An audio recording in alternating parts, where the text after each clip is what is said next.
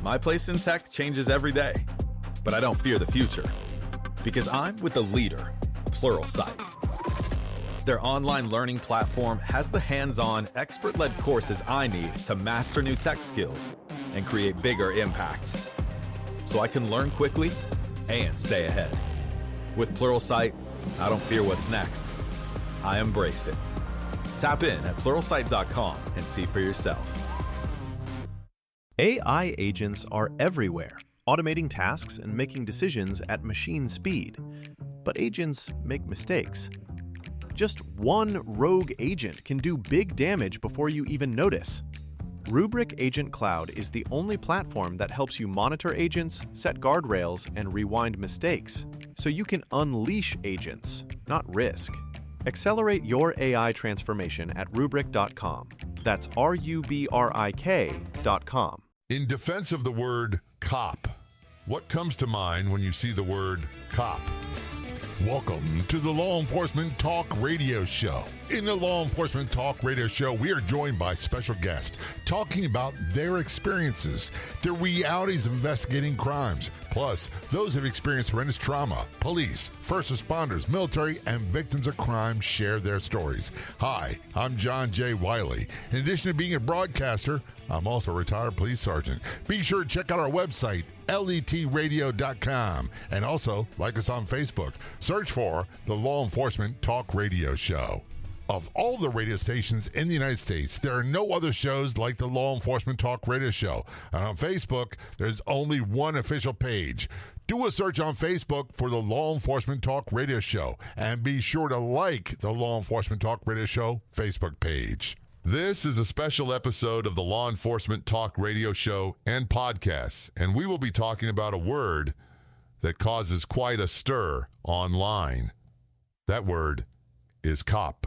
In defense of the word cop, what comes to mind when you see or hear the word cop? That single word can ignite arguments online faster than almost any topic related to law enforcement. For some people, it sparks immediate debate. For others, it's nothing more than casual shorthand. But for many who have actually worn the badge, put on the uniform, and answered the calls, cop is not a slur, not a shortcut, and not an insult. It is a title of respect, earned through action, sacrifice, and accountability. This is why the word deserves defending and why this special episode of the Law Enforcement Talk Radio Show and podcast exists. We're talking about a word that causes an outsized reaction from people who often have no real connection to the profession itself. The word is cop. I use the word frequently on social media, and I do so intentionally. I'm a retired Baltimore Police Sergeant. In my world, growing up in the job and living the job, cop was always a compliment. It was something you were called by other cops when they knew you could be counted on. It was never whispered as an insult, never thrown around as something dirty. It was a term of respect between people who understood exactly what the job demanded. Yet over time, especially online, some have insisted that the word carries a negative or derogatory meaning. That belief didn't come from the street, the squad car, or the midnight shift. It came from people on the outside trying to redefine something they never lived. That disconnect is exactly why this conversation matters. This is a special episode of the Law Enforcement Talk Radio Show and podcast. We will return to our discussion of the word cop in a few moments. Remember when free meant free? No charge, no credit card information needed. Well, a place like that still exists on the internet. The Law Enforcement Talk Radio Show website, letradio.com. Where everything is free, including the podcast, episodes are available after airing on radio. The website is letradio.com. That's letradio.com, where free means free.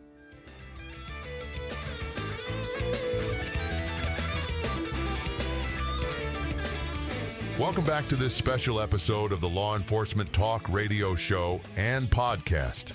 where we are discussing the word cop, a word that covers an entire profession. One of the biggest misunderstandings about policing is the idea that law enforcement is one single job with one single title.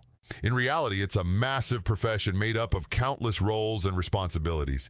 In the United States alone, we have police officers, deputy sheriffs, state troopers, state officers, game wardens, wildlife officers, park rangers, corrections officers, probation officers, parole officers, federal agents, and more. Each agency has its own mission, culture, chain of command, and rank structure. Officer, agent, corporal, sergeant, lieutenant, captain, major, chief. Technically speaking, the correct way to address someone would be by their full title. Police sergeant, state police lieutenant, highway patrol trooper. Calling a highway patrol sergeant simply a police officer isn't accurate and doesn't reflect the rank or experience they earn. Titles, or ranks, to be more specific, matter in this profession. That's where the word cop fills an important space. It's universal. It cuts across agencies, titles, and patches. It doesn't erase rank or role. It acknowledges the shared commitment underneath it all. Whether you work city streets, rural highways, a jail tier, or a federal task force, cop recognizes the brotherhood and sisterhood of stepping into a job most people wouldn't last a week doing. What the word cop really means. For those of us who lived it, being called a cop meant something very specific. You actually did the job. The uncomfortable truth is that not everyone who wears a badge fits that definition. Every agency has them. Officers, deputies, and troopers who technically show up for work but avoid the real work whenever possible. They shy away from hot calls. They arrive late to dangerous scenes by choice. They keep their uniforms clean, their hands clean, and their internal affairs files spotless by doing the bare minimum. Ironically, those are often the people who climb the promotional ladder the fastest. Staying invisible keeps you safe from scrutiny, complaints, and discipline. But it also leaves partners hanging and communities underserved. In the Baltimore Police Department, we had a name for those officers: humps. They mastered the art of stretching routine calls into hour-long events, spending as much time as possible inside the station and letting other officers absorb the risk on their posts. That behavior didn't just burden fellow cops. It directly harmed the community by reducing proactive policing and response coverage. A cop, or what the old-timers called real police, was different. A cop showed up. A cop backed up their partners without hesitation. A cop stepped into chaos, took responsibility, and handled business when it mattered. They understood that the job wasn't about comfort, popularity, or promotions. It was about service and accountability. That is the standard behind the word. This is a special episode of the Law Enforcement Talk radio show and podcast. We will return to our discussion of the word cop in a few moments. Get your free ebook on tips to improve your health. They are tips you can start using today, and most will cost you nothing. Plus, the ebook is 100% free. Download the free ebook at lethealthy.com. When we say free, we mean free. Get the ebook for free today at lethealthy.com. That's at lethealthy.com. Again, the website is lethealthy.com.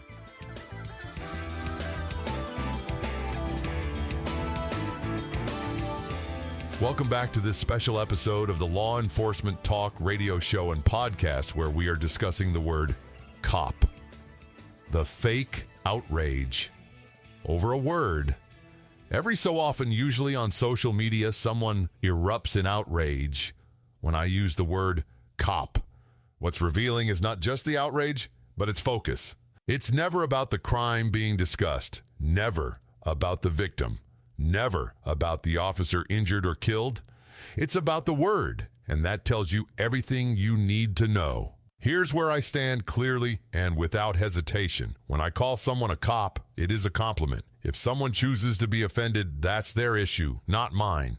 When a post reads, "A cop was shot," and someone ignores the violence to lecture about terminology, their priorities are completely backward.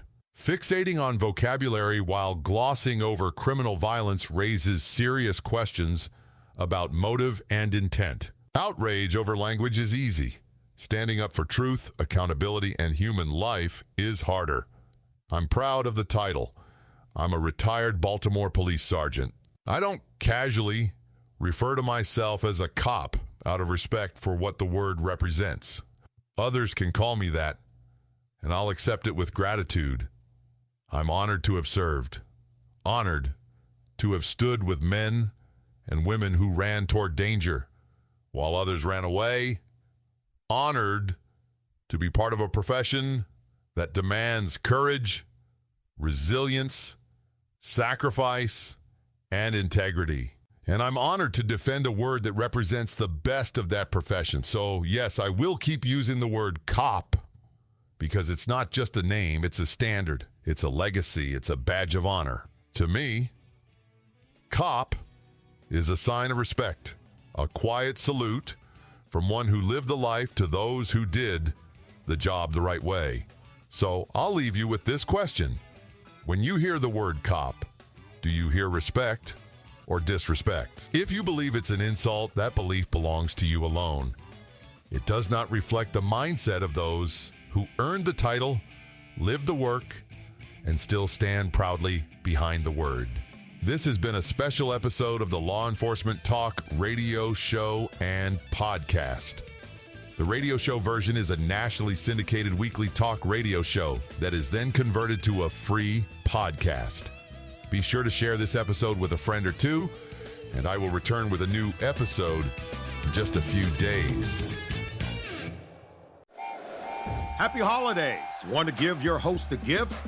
Consider subscribing, rating, and reviewing the show this holiday season. It really helps the show grow. From all of us at Believe, have a Merry Christmas, everyone, and a happy holiday. If you like the show, please take a moment to rate, review, and subscribe. It really does help the show to grow. Thank you for listening.